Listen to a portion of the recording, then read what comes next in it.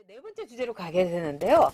저는 진짜 놀라기도 하고 분개했습니다. 검찰이 뭐 의원 기소하는 것도 사실 우리가 모든 거를 정치권에서 사법부로 이렇게 돌린다 해서 문제가 많았는데 타다를 검찰이 이제 기소를 했어요.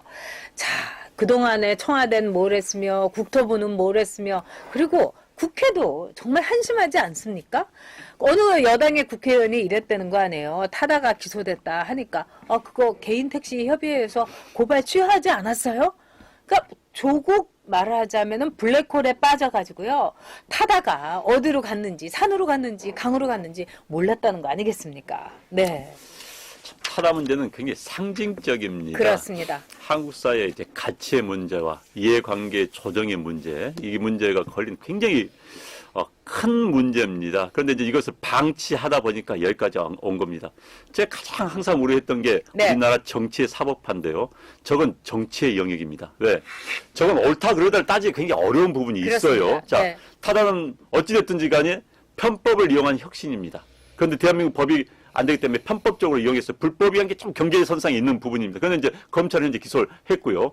타다 측은 아니다고 지금 주장을 하고 있는 네. 거고, 타다 측은 불법은 아니다, 편법은 했을지 몰라도 이 상황입니다. 그런데 이제 이 부분은 자, 혁신의 과정에서는 피해자가 생깁니다. 과거 이제 자동차가 등장하니까 마부들이라는 직업 사라진 거 아닙니까? 네, 그때 그렇습니다. 마부들이 영국에서 데모하고 그렇게 했었습니다. 지금 택시 기사분들도 마찬가지예요. 그럼 위기의식을 느낍니다. 그럼 누가 나서야 되느냐? 이 이해관계 조정과 가치의 조정을 정치권이 해야 되는 겁니다. 정치라는 건요, 기본적으로 한 사회에 한정된 자원과 가치를 배분하는 겁니다. 배분하는 게 정치예요. 그럼 이 배분할 때 제 생각은 불만에 최소화합니다. 그러면 타다라는 이제 기업이 생기면 그 기업 또는 거기에 종사자가 생긴 거 아닙니까? 그들에게도 불만을 최소화시킬 수 있고 또 어찌됐든 피해자로 되고 있는, 피해자가 나오고 있는 그런 택시 기사분들한테도 어떤 피해를 최소화시킬 수, 불만을 최소화시킬 수 있는 노력을 해야 되는 건데 이것을 다 방기한 겁니다. 아무도 손보지 않고 정치권 눈치 보니까 또 국회의원들 관심 꺼버린 겁니다. 꺼버리고 있다 보니까 이 상권까지 왔습니다. 이건 대한민국 정치권이 죽었다. 여의도 정치가 죽었다는 것을 보여주는 상징적인 케이스입니다. 이건 국회가 해야 되는 거예요. 그리고 마찬가지 정부는 이제 몰라. 그냥 나선 겁니다. 이제 정부 입장이 이런 거겠지요. 하도 혁신 규제 없앤다고 대통령이 하니까는 타다를 손 들어줘야 될 것 같은데 택시 기사분들이 무서워. 그러니까는 나 몰라라고 이렇게 있었던 겁니다. 결국은 이제 검찰은 고발 들어오니까 그걸 방기할 수는 없는 거 아니에요. 그러니까 기소를 하고 검찰도 사실 손 턴 겁니다. 손 털어 이제 법원에서 알아서 해라. 이제 모든 대한민국 국민들은 법원 눈만 보고 있는 이건 정치의 사법화. 정부 행정부와 입법부 해야 될 일을 사법부에 퉁 쳐버린 굉장히 대한민국 우리 정치권, 대한민국 국가 운영 시스템의 문제를 보여준 대표적인 케이스입니다. 네, 두 번째는요. 가장 큰 문제는 뭐냐면 도대체 이 정부는 내일이 미래가 없다는 겁니다. 지금 타다라든가 이런 말하자면 차량 공유제라든가 또는 다양한 형태의 말하자면 운송수단 이거는 모든 사람들에게 이익입니다. 특히 국민들에게 이익이에요. 근데 이 문제를 일종의 정치권에서 저는 왜 이렇게 손을 놓고 있었냐.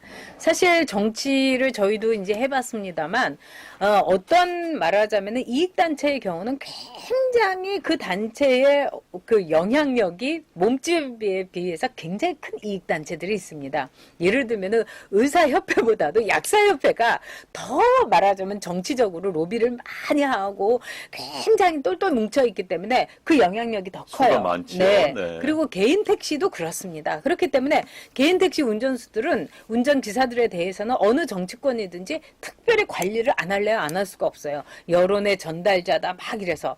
그래서 요즘 들어서는 저는 얼마 전에 보면은 개인 택시에서 이 정경심의 구속 여부를 두고서 칼부림까지 나지 않았습니까? 그래서 제가 볼 때는 개인 택시 운전수 기사분들이 정치 이야기는 저는 안 했으면 좋겠어요. 응?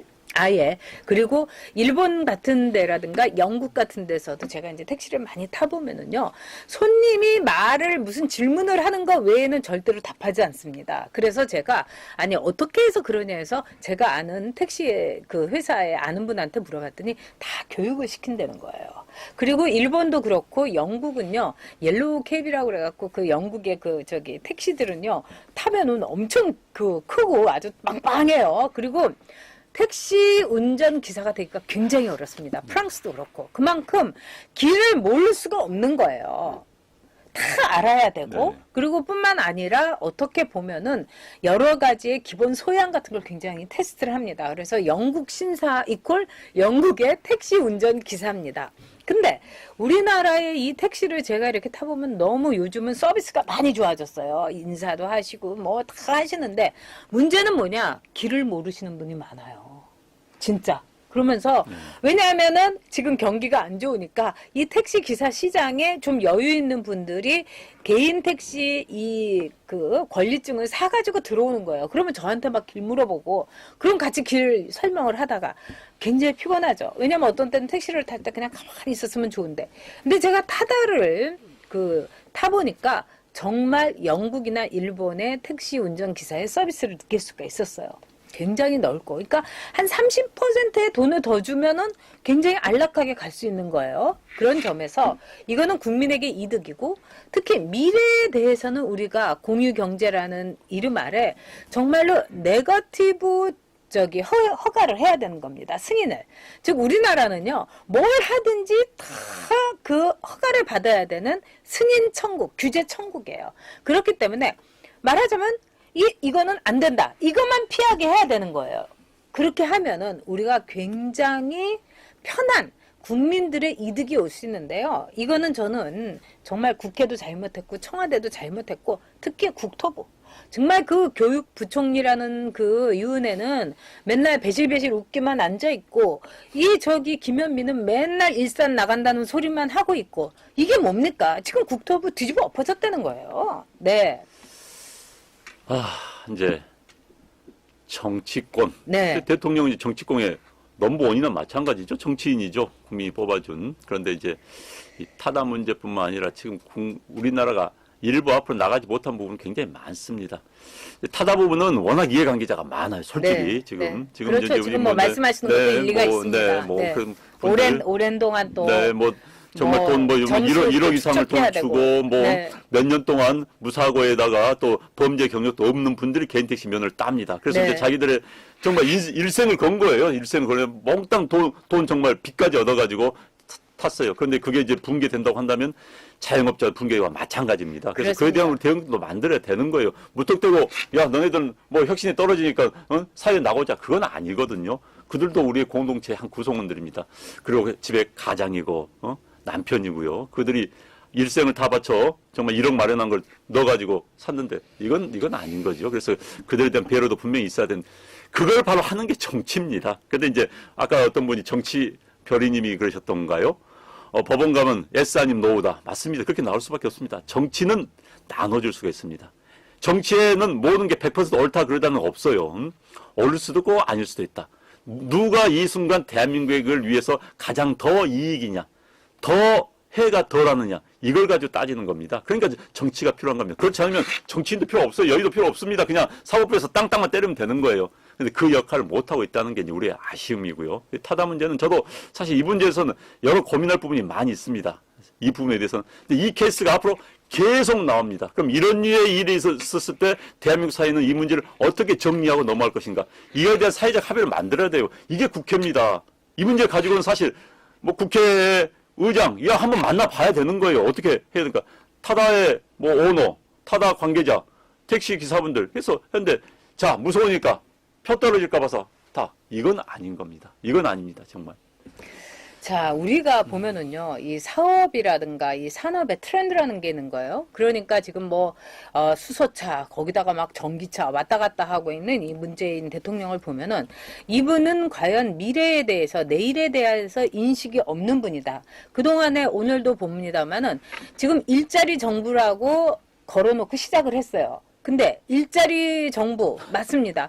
비정규직만 정말 폭발할 정도로 늘어난 정부인 거예요. 어디 가서 이제 일자리 정부라는 말은 해서는 안 되는 겁니다. 문재인이. 근데 자 거기다가요 한전 사장이 이제 손 다 들어버렸어요. 네. 이제는 이제 특혜라든가 특수전기 이런 거 이제 못한다. 왜? 이제 한전은요 그렇게 탄탄하고 좋은 회사가 완전히 그냥 고갈돼 버린 번아웃 되는 이 파탄 나는 이 부도나게 생긴 회사가 돼버린 거예요. 그래서 한전의 주식을 갖고 있었던 분들 얘기가 거의 한전이 뭐 4만 원까지도 올라가고 그랬었는데 네. 지금은 뭐 2만 원 아래 뭐 제가 아직 보지를 못했습니다만 완전히 반토막 나갔고 지금 김종갑 한 전 사장을 고발을 한 상태예요. 네, 네. 이건 진짜 업무상 배인 뭐 네. 이걸로 다 그냥 다 이제 제가 보기에는 딱 맞는 얘기입니다. 근데 이거는 누가 이렇게 했느냐?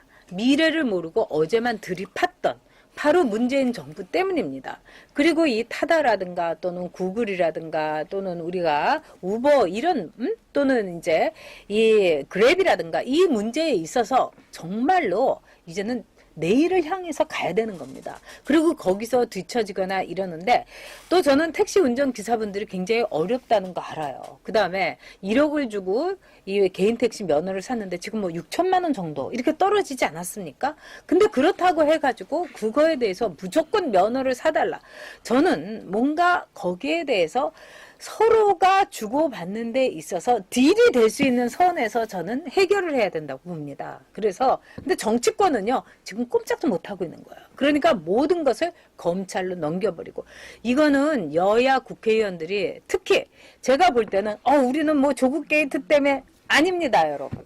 내년에 총선이 있기 때문에 개인 택시 기사분들의 이 빅마우스가 두려워가지고 다들 손 넣고 막 눈치 보고 있었던 거예요. 이렇게 되면 나라 어떻게 됩니까? 그리고 그 손해는 바로 세금 내는 우리 국민에게 오는 것입니다, 여러분.